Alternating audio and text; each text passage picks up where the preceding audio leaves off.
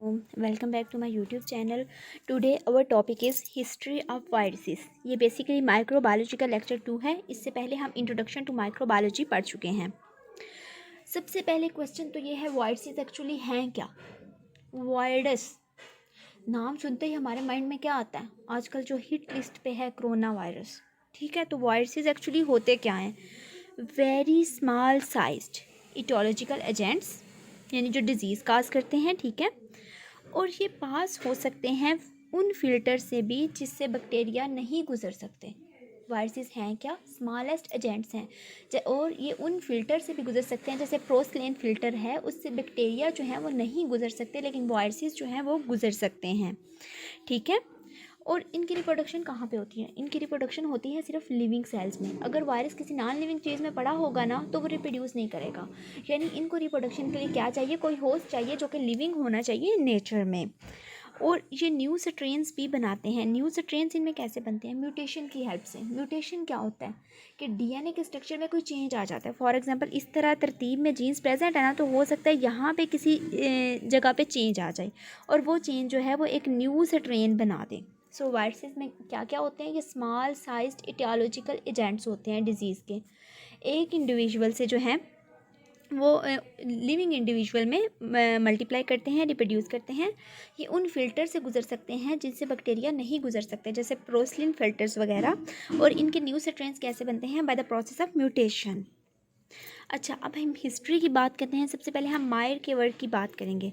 मायर जो साइंटिस्ट था ना, उसने कहा था कि अगर टोबैको मोज़ेक प्लांट, यानी ये देखें ना, इसके पत्ते जो हैं वो ख़राब हुए हुए हैं, इनको बीमारी लगी हुई है, टोबैको मोज़ेक वायरस जो है उसने इन पे अटैक किया हुआ है, ये नॉर्मल लीफ हैं। तो वो कहता है कि अगर टोबैको मोज़ेक प्लांट के जो इन्फेक्टेड प्लांट के जो लीव होते हैं ना, वो अगर हम या उसका जूस निकाल के किसी हेल्दी प्लांट पे स्प्रे करें, तो क्या होगा कि हेल्दी प्लांट में भी डिजीज़ जो है वो काज हो जाएगी, और वायरस उसमें भी क्या करेगा? मल्टीप्लाई कर लेगा। ठीक है, यानी ये ट्रांसमिट होता है इन्फेक्टेड प्लांट से हेल्दी प्लांट में। उसके बाद डी अवांस्काई। अवांस्काई का क्या काम था? इसने 1892 में काम किया, और उसने कहा कि जो टोबैको मोज़ेक डिजीज़ काज कर रहा है ना एजेंट, वो उन फिल्टर से भी गुजर सकता है जिनसे बैक्टीरिया नहीं गुजर सकते, जैसे कि प्रोस्लेन फिल्टर्स। ठीक है, इसने कहा कि इसका जो फिल्ट्रेट होता है ना, यानी जो मटेरियल नीचे आ जाता है, हमारे पास एक कह लें कि एक लिक्विड है जिसमें बैक्टीरिया भी हैं, जिसमें वायरसेस भी हैं, हम उनको एक फ़िल्टर से गुजार रहे हैं। वो फ़िल्टर कौन सा है? प्रोस्लेन फ़िल्टर है। अब उस फिल्टर में क्या है कि बैक्टीरिया तो बाहर ही रहेंगे, लेकिन वायरसेस जो हैं वो अंदर चले जाते हैं, फिल्ट्रेट में चले जाते हैं। और उस फिल्ट्रेट को अगर हम क्या करें, किसी हेल्दी प्लांट में स्प्रे करें या उस पर डालें, तो क्या होगा? उसमें भी डिजीज़ काज हो जाएगी। ठीक है, और उसने ये भी बताया, उस टाइम तक वायरसेस का नाम तो नहीं पता था ना, उसने कहा ये जो भी डिजीज़ काज कर रहा है ना, ये बैक्टीरिया से भी छोटा है, ये उसने हमें बताया था। उसके बाद बेजरिंग का जो काम है वो देखते हैं। 1898 में इसने काम किया, ये भी माइक्रोबायोलॉजिस्ट था। इसने कहा कि टोबैको मोज़ेक वायरस जो काज कर रहा है ना, वो एगर मेम्ब्रेन से भी डिफ्यूज़ हो जाता है, यानी वो एगर मेम्ब्रेन से भी पास हो जाता है। तो इसका क्या मतलब है? इसका मतलब ये है कि वो लिक्विड है नेचर में। सो ये जो लिक्विड काजिंग एजेंट है, उसको उसने कहा कॉन्टेजियम वाइवम फ्लूइडियम, जिसका क्या मतलब है? Living infection fluid. ठीक है, वेजरिंग ने क्या काम किया? उसने कहा कि जो एगर मेम्ब्रेन है ना, उससे भी ये गुजर जाता है। तो इसका मतलब ये है, ये एजेंट जो है ये लिक्विड है नेचर में। उसके बाद हैरेले हैरेले ने 1917 में काम किया। उसने कहा कि बैक्टीरियोफेजिस जो हैं वो भी इस वर्ल्ड में एग्जिस्ट करते हैं। तो एक्चुअली बैक्टीरियोफेजिस हैं क्या? फेज का मतलब क्या होता है? ईट करना। बैक्टीरियो का वर्ड किससे निकला है? बैक्टीरिया से। ये ऐसे वायरसेस हैं जो बैक्टीरिया पे फीड करते हैं, जो पैरासाइटाइज करते हैं बैक्टीरिया को। ठीक है, और इसने किस पे काम किया? इसने कहा कि जो बैसिलस है ना बैक्टीरिया, उनके स्ट्रक्चर को डिस्ट्रॉय कर देते हैं बैक्टीरियोफेजिस। उसके बाद शेल सिंगर, इसका क्या काम था? इसने कहा कि अगर वायरसेस की डिकम्पोजिशन करें, डिकम्पोजिशन क्या होता है? टूट फूट करना। अगर हम वायरसेस को तोड़े फोड़ें तो क्या होगा? हमारे पास क्या निकलेंगे? Protein and DNA. इसने स्पेशली बैक्टीरियोफेज का बताया था। अच्छा, इसके बाद है बोर्डन का काम। उसने कब काम किया? 1964 में। उसने कहा कि वायरसेस जो हैं ये सब माइक्रोस्कोपिक पार्टिकल्स हैं।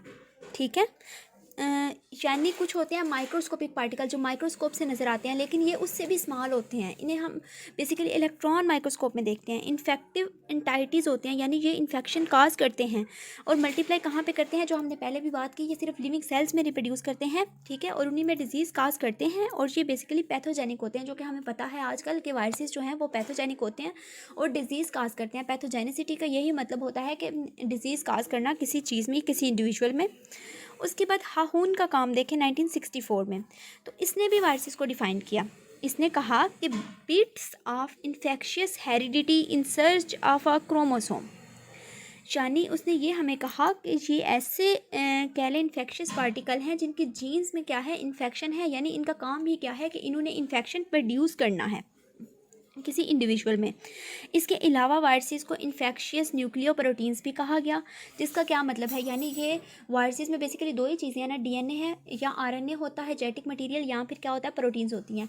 यानी जेनेटिक मटेरियल दो तरह का है, डीएनए आरएनए, और उसके साथ क्या मिला हुआ है, प्रोटीन्स हैं। तो इन्हें हम क्या कहते हैं, न्यूक्लियो प्रोटीन्स हैं, यानी ये ऐसी न्यूक्लियो प्रोटीन्स हैं जो डिजीज़ काज करती हैं। अच्छा, वायरस का अगर हम वर्ड देखें तो ये बेसिकली लैटिन लैंग्वेज का वर्ड है, जिसका मतलब क्या होता है, पॉइजनस लिक्विड या फ्लूइड या फिर पॉइजन, यानी जहर है ये। उसके बाद स्टेनले के काम से तो आप सब फेमिलियर होंगे। स्टेनले ने क्या किया था, इसने 1935 में ना क्रिस्टलाइजेशन की थी। किसकी, टोबैको मोज़ेक वायरस की। क्रिस्टलाइजेशन क्या होता है, क्रिस्टल्स की फॉर्म में किसी चीज़ को सेव कर लेना, ठीक है, जैसे हमारे पास चीनी आती है क्रिस्टल्स की फॉर्म में। तो इसने क्या किया कि वो वायरस जो टोबैको मोज़ेक डिजीज़ काज कर रहा था उसकी क्रिस्टलाइजेशन कर दी, और उसने कहा कि ये क्रिस्टल्स जो हैं ये अगर इनको हम इंड्यूस करें हेल्दी प्लांट में, टोबैको मोज़ेक वायरस की क्रिस्टल्स थी ना, तो अगर हम इसके टोबैको के हेल्दी प्लांट में इनको इंड्यूस करें तो तब भी ये डिजीज़ काज करेंगी, ठीक है, इनकी इन्फेक्टिविटी जो है वो रिटेन रहेगी। उसके बाद हार्शे और चेस ने स्टडी की, कब की, 1952 में। इन्होंने किसको स्टडी किया, T2 बैक्टीरियोफेज को। ये बैक्टीरियोफेज की एक टाइप है। बैक्टीरियोफेजेस बेसिकली क्या थे, ये बेसिकली ऐसे वायरसेस हैं जो बैक्टीरिया पे फीड करते हैं। हार्शे और चेस ने क्या बताया, उन्होंने कहा कि ये जो फेज़ है ना बैक्टीरियोफेज, इसमें जेनेटिक इन्फॉर्मेशन किस फॉर्म में होती है, डीएनए की फॉर्म में, यानी ये कौन सा फेज है, डीएनए वायरस है। और इन्फेक्शन होता कैसे है, जो डीएनए है वो सेल के अंदर घुस जाता है। बैक्टीरियोफेज का आपको पता है ना, उसका डीएनए जो है वो सेल के अंदर चला जाता है। तो ये हमें किसने बताया था, हार्शे और चेस ने। उसके बाद हम बात करेंगे गायरर एंड शर्मन का। शर्म का काम, इसका काम क्या था, इसने कहा था कि जो न्यूक्लिक एसिड फ्रैक्शंस है ना वायरस की, वही डिजीज़ काज करती हैं। यानी बेसिकली रिस्पॉन्सिबल कौन हुआ डिजीज़ काजेशन का, दो चीज़ों से बना है ना वायरस, डीएनए से और प्रोटीन से। डीएनए यानी आरएनए, दो चीज़ें हो सकती हैं। तो उसने कहा कि ये बेसिकली जो डीएनए या आरएनए है यही डिजीज़ काज करता है, प्रोटीन का डिजीज़ काजेशन में कोई रोल नहीं है। उसके बाद फाइकोफेजिस भी आइसोलेट किए गए, शफरमैन और मोरस ने किए, किससे, ब्लू ग्रीन अलगा से। फाइको का क्या मतलब, फाइको का वर्ड हम किस लिए यूज़ करते हैं, एलजी के लिए। फेजिस, ऐसे फेजिस जो एलजी पे फीड करते हैं, जैसे पहले बैक्टीरियोफेजिस थे ना, अब फाइकोफेजिस हैं, ठीक है। अच्छा, उसके बाद माइकोफेजिस, माइको का क्या मतलब होता है, फंजाई के लिए हम ये वर्ड यूज़ करते हैं। माइकोलॉजी क्या है, स्टडी ऑफ फंजाई है। तो माइकोफेजिस सबसे पहले डिस्कवर किसने किए गए, मशरूम में, जो कि कौन सी थी, एगैरिकस बिस्पोनल्स। अच्छा, ये यहाँ पे साइंटिफिक नेम यूज़ हुआ है तो डैट मस्ट बी लैटिन।